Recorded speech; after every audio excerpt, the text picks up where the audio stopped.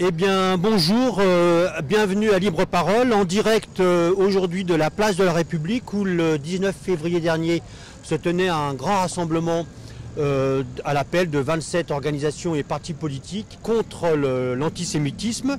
Pour en parler aujourd'hui, deux invités. À ma droite, Antoine Spire et à ma gauche, Yahya Bellaskri. Peut-être qu'on va commencer directement par cette phrase de Frantz Fanon. Quand vous entendez dire du mal des Juifs, dressez l'oreille, on parle de vous. Antoine Spire, vous êtes vice-président de la LICRA. Qu'est-ce que c'est que la LICRA ?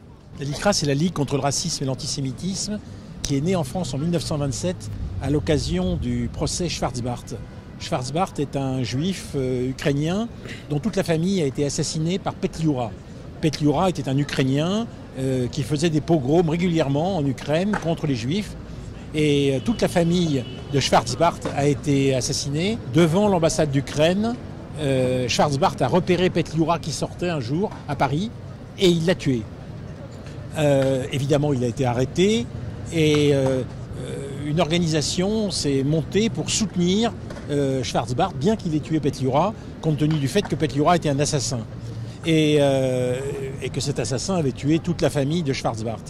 Et en fait, il s'est passé la chose suivante, c'est qu'il y a eu un procès, et au cours de ce procès, où intervenait la Ligue contre les pogroms, parce que c'est la Ligue contre les pogroms qui s'est organisée autour de Schwarzbart, au cours de ce procès, Torres, qui était un des grands avocats de l'époque, très très efficace, est arrivé à obtenir que Schwarzbart ne soit pas inculpé, enfin il soit inculpé, mais ne soit pas condamné.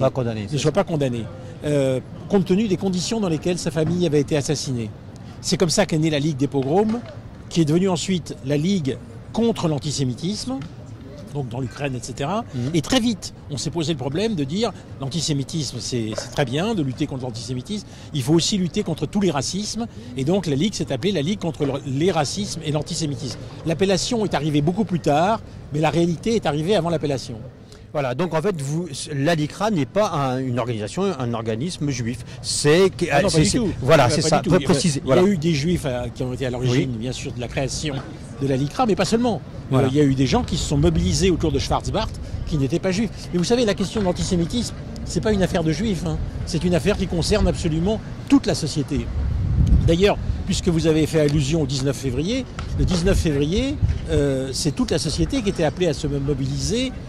C'est pas extraordinaire, il y a eu à peu près 200 000 personnes à l'échelle du pays qui ont manifesté, mais toujours est-il que beaucoup de gens ont entendu parler de cette manifestation et se sont rendus compte qu'il y avait une nouvelle prise de conscience de ce qu'est l'antisémitisme. Si vous me permettez, je voudrais tenter d'expliquer ce qu'est l'antisémitisme. C'est le fruit de trois mouvements aujourd'hui dans notre pays. D'une part, l'héritage de l'antijudaïsme chrétien, c'est-à-dire la manière dont le christianisme, depuis des siècles et des siècles, a accusé les juifs, si vous voulez, au fond d'être à l'origine de la mort de Jésus, en oubliant d'ailleurs que Jésus était juif. Bien sûr. Parce que Jésus est juif. Bien sûr. Désolé pour ceux qui ne le savent pas, oui, qui bien me sûr. regardent. Jésus était juif. C'est bien de le rappeler. Et donc il a été tué, mais mis en croix. Mais ce n'est pas les juifs qui étaient responsables. C'est les gens qui étaient sur place, et notamment les colonisateurs romains qui étaient là et qui ont assisté à ce crime sans rien dire. Donc on ne peut pas dire qu'un peuple est responsable de la mort de Jésus. Mais ça a donné naissance à un antijudaïsme chrétien, premier mouvement. Deuxième mouvement, à la fin du 19e, il y a eu, à la suite de Gobineau et d'idéologues de ce genre, un certain nombre de gens qui ont pensé que la biologie donnait le signe de ce qu'était la race. Et en conséquence qu'il y avait des races chez les hommes. Alors d'abord des races de couleur, à cause de la pigmentation de la peau, rien à voir avec la race, mais ça n'a aucune importance. À l'époque, on croyait que c'était la race. Donc maintenant, aujourd'hui, les scientifiques savent que le mot race ne veut rien dire. Donc race n'a pas de sens. Bon, mais peu importe, toujours est-il qu'à la fin du 19e, on a commencé au fond à essayer de hiérarchiser les gens en fonction de leur race. Et les juifs ont été victimes de ce racisme en disant ils ont né comme ci ou comme ça. Vous savez, pendant Vichy, il y a un type qui s'appelait Montandon qui a fait une exposition tout près d'ici d'ailleurs, c'était au carrefour du Rex là, une exposition pour essayer de montrer comment on pouvait repérer un juif. Le nez, les pieds, etc. C'est extraordinaire. Moi ça m'arrive très souvent qu'il y a des gens qui me disent je les repère les juifs. Et il me dit ça, ah bon, je dis ah ouais, comment? Il dit oh, bah, au physique. Et je dis vous en voyez là autour de nous? Et moi, je suis juif, évidemment. Et le type me dit non, non, j'en vois pas. Bon, mais ça fait rien, il croit repérer. Et le troisième mouvement, alors le troisième mouvement est venu avec la naissance de l'État d'Israël. C'est-à-dire que cet État, qui est le seul État au monde à avoir été décidé par la communauté internationale, Russie, États-Unis, Angleterre, France, toutes les puissances mondiales, sauf quelques-unes, j'y reviendrai, ont voté pour le droit à l'existence de l'État d'Israël. C'est la raison pour laquelle je pense que la mise en cause du droit à l'existence de l'État d'Israël est insupportable. Et là-dessus, l'État d'Israël s'est développé et on appelle antisioniste, c'est ça qui est important, c'est le troisième courant de l'antisémitisme, on appelle antisionisme le fait d'être contre le droit à l'existence de l'État d'Israël. Ça, c'est insupportable. On peut bien sûr être en désaccord avec la politique d'Israël, c'est mon cas. Je pense que la politique d'Israël n'est pas une bonne politique. Je souhaite qu'il y ait un État palestinien à côté de l'État d'Israël, parce qu'il y a des Palestiniens, ils ont le droit à un État reconnu dans les frontières de 67. C'est indispensable. D'ailleurs, beaucoup d'Israéliens sont sur cette position. Bien sûr, bien sûr. Et ce qui est terrible, c'est que l'antisionisme est devenu, si vous voulez, une espèce de faux nez de l'antisémitisme. Encore une fois, antisioniste, si c'est le faux nez de l'antisémitisme, c'est insupportable. Si antisioniste veut dire hostile à la politique d'Israël, on a le droit d'être hostile à la politique d'Israël, comme on peut être hostile à la politique de M. Macron, c'est mon cas, comme on peut être hostile à la position de tel ou tel dirigeant politique, ça c'est tout à fait normal. Mais si c'est contre le droit à l'État d'Israël d'exister, alors ce n'est pas acceptable. C'est le troisième rameau, si vous voulez, de l'antisémitisme. Antoine, merci. Yahya, vous avez écrit un texte, un très beau texte dans l'Humanité. Vous dites que c'est l'attentat meurtrier de Pittsburgh aux États-Unis qui a réveillé, pas réveillé en tout cas, à partir de là, vous avez, comment dire, envisagé les choses un peu différemment. Alors oui, l'attentat de Pittsburgh m'avait bouleversé, effectivé. Mais c'est passé beaucoup de choses. C'était aux États-Unis, oui, dans les années là. Récemment, oui, il y a peu de temps, il y a quelques mois. Donc, ce n'est pas qu'il a réveillé quoi que ce soit, mais parce que les actions contre les Juifs sont légion et un peu partout. Oui. Et j'aime beaucoup que vous ayez cité cette phrase de Fanon au départ, en ouverture. Il est très important, parce que Fanon disait « Permettez-moi de chercher l'homme où il se trouve ». Chercher l'homme où il se trouve, quel qu'il soit. Alors, moi, je suis de cette filiation-là. Quand je parle d'Augustin, quand je parle de la Kahina, je parle de l'émir Abdel Khader, pour moi, c'est la même chose. C'est la même chose parce que ces trois figures, pour elles, l'homme est le même, quelle que soit sa religion, quelle que soit sa couleur de peau. Augustin était chrétien, la Kahina était juive, Abdel Khader était musulman. Donc regardez bien, ils sont tous de cette terre algérienne d'où je suis. Et Fanon a épousé l'Algérie et la cause algérienne à ce moment-là, au moment où il était vivant. Donc je suis de cette filiation-là et cet attentat me paraissait complètement, totalement insupportable, comme quelque chose qui me crevait les yeux à moi personnellement, qui me bouleversait. Et donc j'en ai parlé avec des amis autour de moi, Hubert Haddad, surtout en premier, le poète et romancier français qui est connu, intellectuel brillant. J'en ai parlé à Jean Rouault, j'en ai parlé à Michel Lebris, avec beaucoup d'amis autour de moi. Et nous avons la même position claire de ce que nous pouvons, ce que nous devons faire en tant qu'écrivain. Je le dis bien en tant qu'écrivain. C'est-à-dire, avec nos moyens, avec l'écriture, travailler pour peut-être expliquer, repousser et faire reculer cette ignominie, parce que c'est une ignominie, l'antisémitisme. Parce qu'il est juif qu'on le rejette. Mais si vous rejetez le juif, vous me rejetez entièrement. Tout entier, je suis. Alors que je suis de culture arabo-berbéro-musulmane. Mais totalement, je suis rejeté. Parce que, c'est ce que je dis dans ce texte-là, parce qu'il est mon double, parce qu'il est mon frère. Parce qu'il m'appartient, qu'il est moi, déjà. Si je suis là, c'est qu'il est là. Et s'il est là, c'est que je suis là, fondamentalement. Donc c'est pour moi une agression totale, complète, contre notre humanité. Et c'est pour cela que j'ai écrit ce texte avec mes amis Carol Zalberg et avec Hubert Haddad. Et de là, nous entreprenons de faire un travail plus important, plus conséquent, en invitant des écrivains de parler de cette question de l'antisémitisme. C'est un ouvrage collectif que nous projetons de faire. Nous pensons à le sortir en 2020 en réunissant avec un éventail d'écrivains très large, du monde entier, notamment du monde arabe bien sûr, mais aussi français et d'ailleurs, pour provoquer, réfléchir et en même temps repousser cette question, cet antisémitisme qui devient quelque chose qui nous met en danger tous, toute la société. Je ne parle pas simplement de la société française, de toutes les sociétés. Parce que elle est quoi la figure des Juifs? Tout à l'heure, Antoine Spire nous disait que des gens peuvent caractériser de manière physique le Juif. Mais c'est dément, mais c'est quoi? Mais moi, mon nez est gros et long et tout ça. Bon, et alors? Je serai Juif et alors? Je suis un homme parmi les hommes, je serai musulman, je suis musulman, et alors je n'ai rien de plus ou de moins qu'un autre. Nous sommes au monde, c'est ça, et être au monde, c'est déjà l'acceptation totale, complète de l'autre, quelle que soit sa différence. Voilà ma position, moi, en tant qu'écrivain, et c'est ce que je défends, c'est ce que je fais avec mes amis. Merci. Alors Antoine Spire nous donnait, donnait pas ça, mais donnait la définition de l'antisémitisme. Bon, je pense que vous la partagez, puisqu'elle est objective. Il y a quand même, on peut dire qu'il y a un regain, une recrudescence d'antisémitisme en Europe et en France, parce qu'en France tout de même, depuis 2003, on tue des Juifs. On tue des Juifs parce qu'ils sont Juifs. On entend, vous le citiez à Pittsburgh, nous tuons des Juifs, mais on entend ça en Suède, mort aux Juifs, en Allemagne, où des néo-nazis siègent au Parlement. Il y a l'histoire avec la Pologne qui revient sur son passé, mais où il y a aussi des manifestations.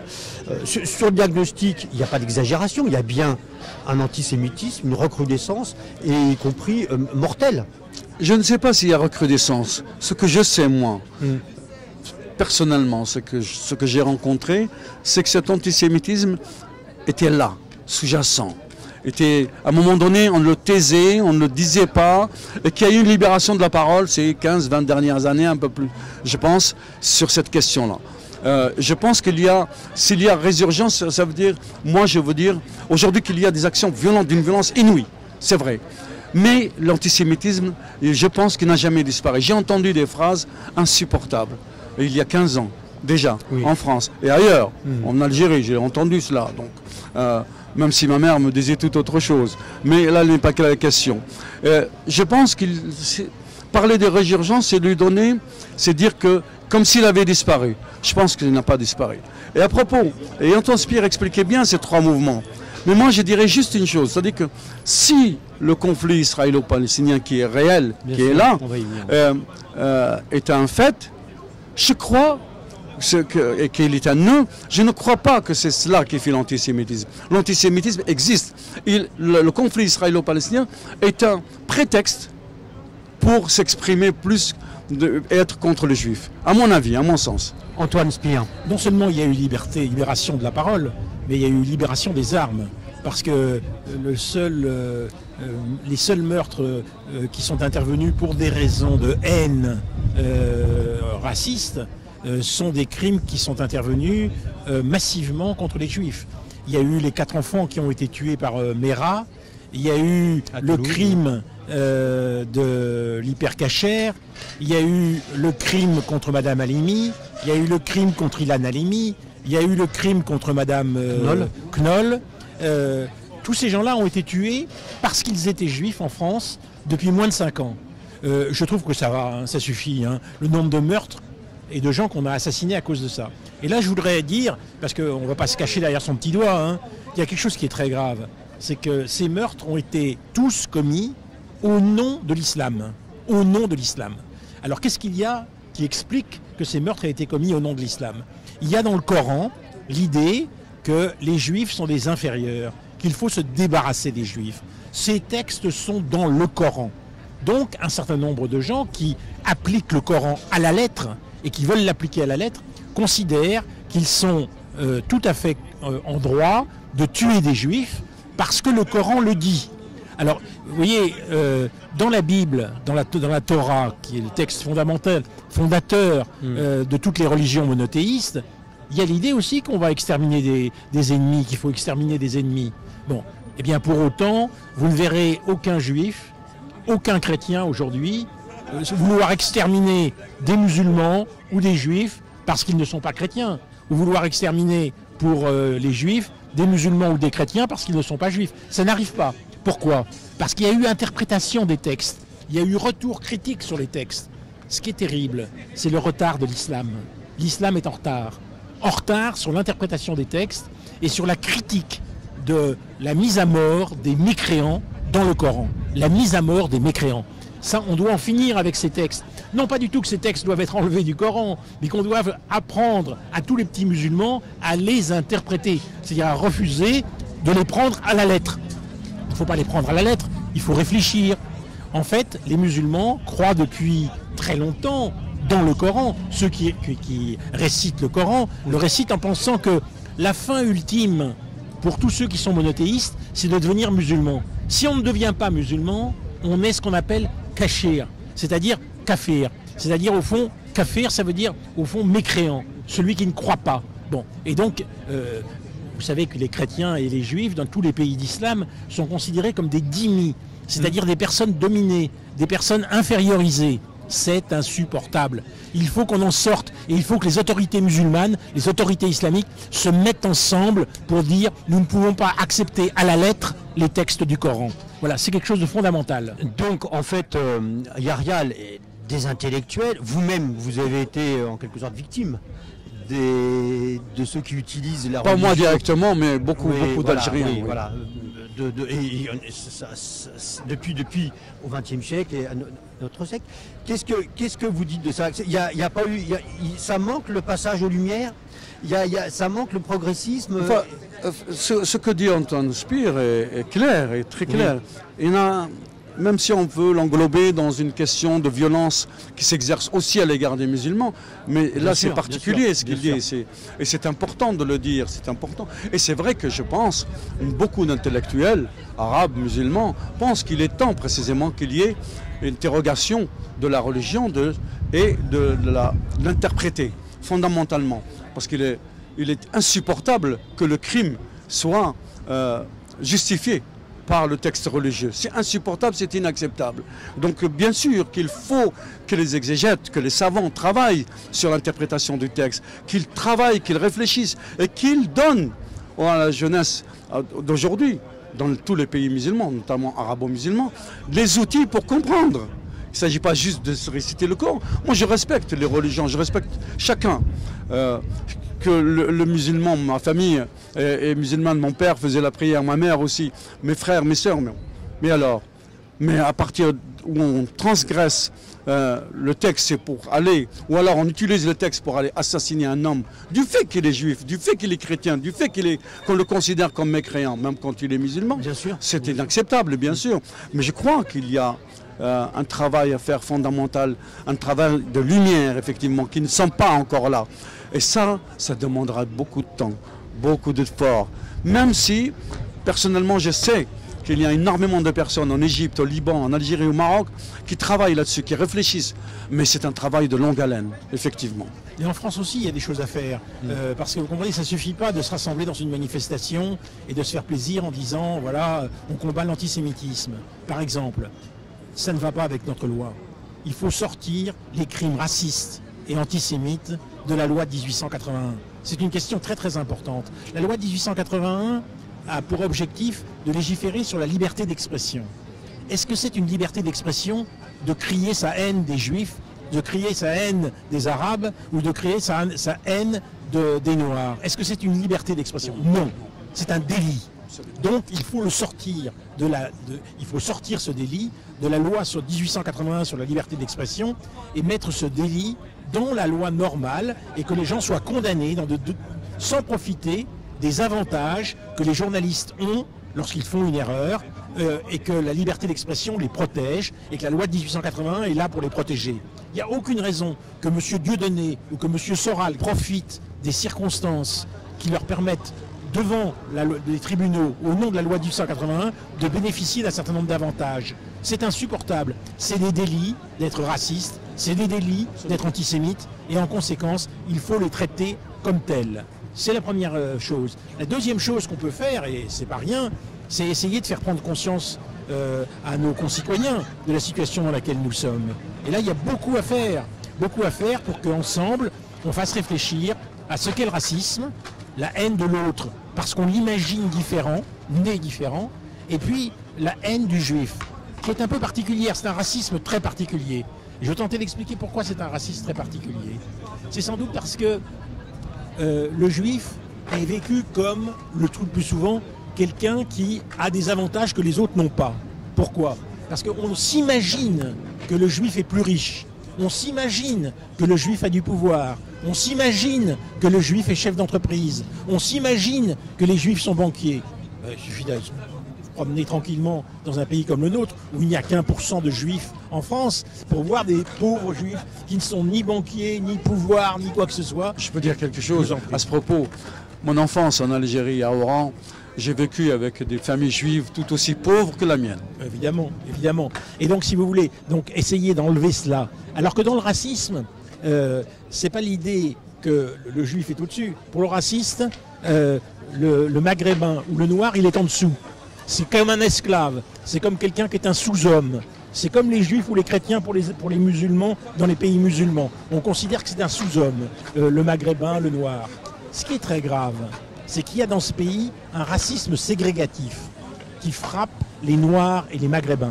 Et il faut se mobiliser contre ce racisme ségrégatif. Ça veut dire quoi, ségrégatif? Ça veut dire qu'ils n'ont pas accès au logement comme les autres.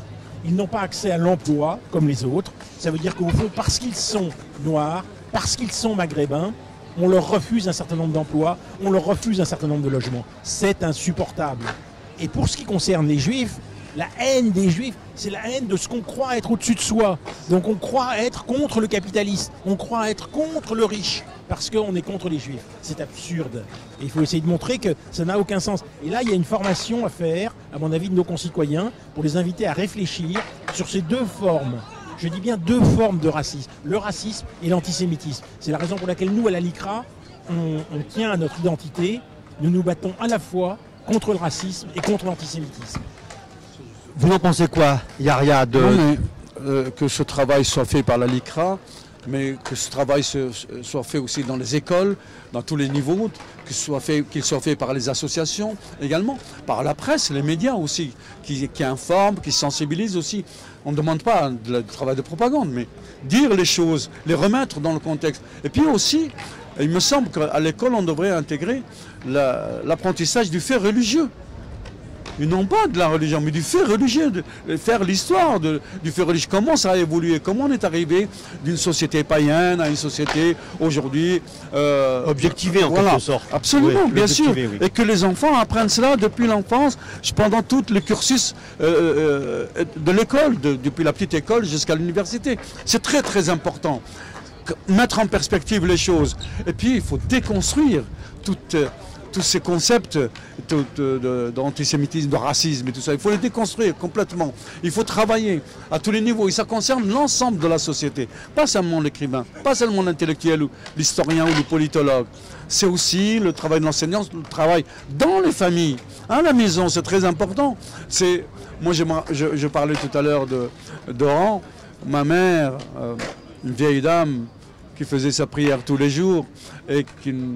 Je ne sais pas comment elle faisait sa prière, mais en tout cas, elle connaissait pas, elle savait pas lire, donc elle n'avait pas lu le Coran, mais elle faisait sa prière. Et donc un jour, je lui ai dit, je rentre dehors, j'étais jeune, j'étais très petit, et j'ai dit à ma mère, j'ai entendu dire des choses sur les Juifs. Et elle me dit, Asma, écoute, Shlomo, c'est ton frère, Chok. Ma mère qui me dit, Shlomo, c'est ton frère. Et elle m'a dit, il a tété mon sein.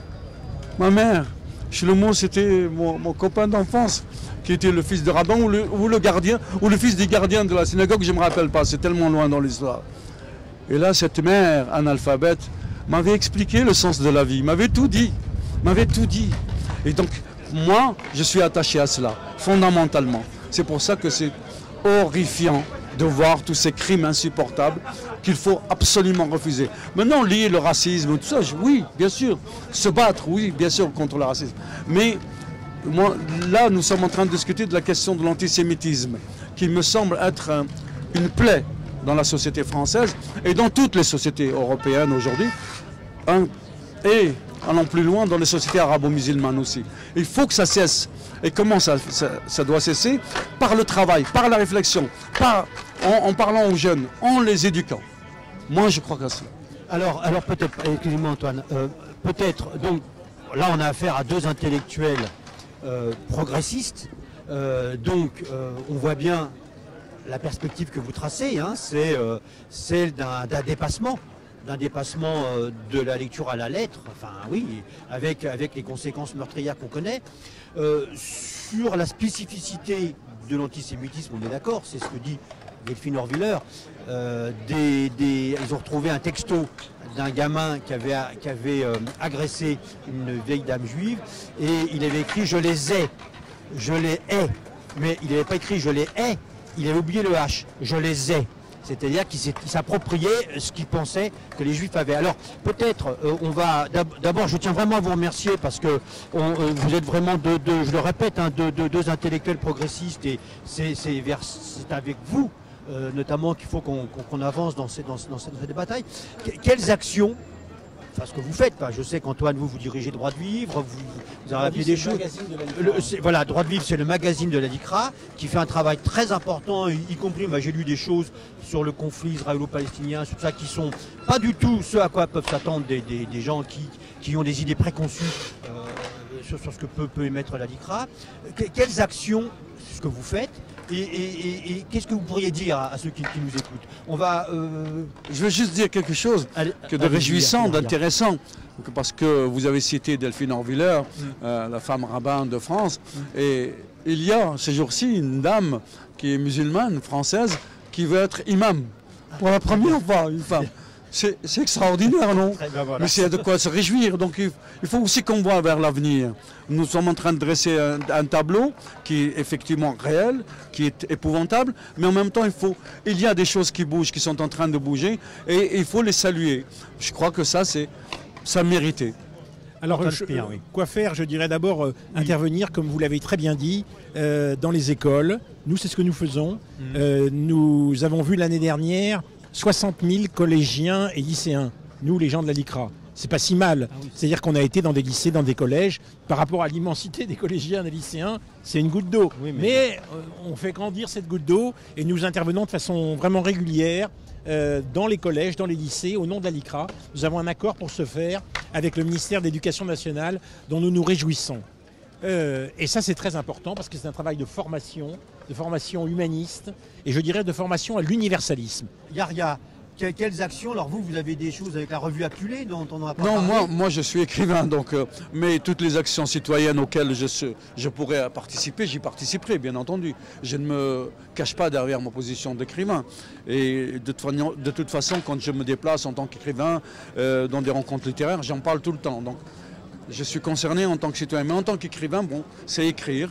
Et c'est pour ça que nous lançons des projets d'écriture, de livres, d'ouvrages, et donc certainement dans Apulée aussi, le prochain numéro, bien sûr. La revue Apulée, c'est une revue de littérature et de réflexion qui se veut ouverte à ce qu'il y a à la vie et à l'être au monde. Dans une universalité. C'est-à-dire, à partir de la Méditerranée du Sud, nous convoquons le monde dans sa pluralité, dans sa diversité. En invitant des poètes, des romanciers, des nouvellistes, des intellectuels, philosophes et autres, à intervenir sur des thèmes précis. Par exemple, cette année, le Apulée numéro 4, c'est le tissage et le métissage des langues. Comment les langues empruntent et s'interpénètrent. Et c'est déjà une manière de se battre contre cet exclusivisme et cet enfermement insupportable et inacceptable. Donc, le prochain numéro, en 2020, ce sera les droits humains, fondamentalement. Donc, dans chaque numéro, il y a cette question de la vie dans sa pluralité avec tous les poètes, pour célébrer la vie et non pas l'enfermement, pour ne pas célébrer ce qui est morbide, célébrer la vie par tous les pores et célébrer la poésie qui se fait dans toutes les langues du monde. Il y a 6912 langue dans le monde, vous imaginez? Et vous allez dans le coin le plus reculé du monde, vous avez un poète qui va déranger l'establishment et que l'establishment va un jour l'emprisonner ou l'assassiner. Mais ces paroles restent, l'histoire est longue. Et donc c'est ça, Apulée. C'est un florilège de poésie pour ce monde à bâtir ensemble. Et donc oui, l'antisémitisme aussi a aussi sa place ici, et on y consacrera certainement un dossier important. Bien, Antoine Spire. Je voudrais juste dire un mot pour dire que nous pouvons communier dans cette exaltation de la vie. Parce que pour nous, c'est un des premiers enseignements, je dirais, de toute culture, que d'exalter la vie. C'est-à-dire de considérer que la défense de la vie est essentielle. C'est la raison pour laquelle, moi, je ne laisserai pas passer ceux qui exaltent la mort. Ceux qui exaltent la mort et qui se félicitent de ce qu'un certain nombre de nos concitoyens aient été tués, qu'ils soient juifs, qu'ils soient musulmans ou qu'ils soient chrétiens. C'est insupportable, ou qu'ils ne soient rien du tout. C'est insupportable. On ne peut pas exalter la mort. Il faut exalter la vie. Bien écoutez, on va terminer sur ces paroles.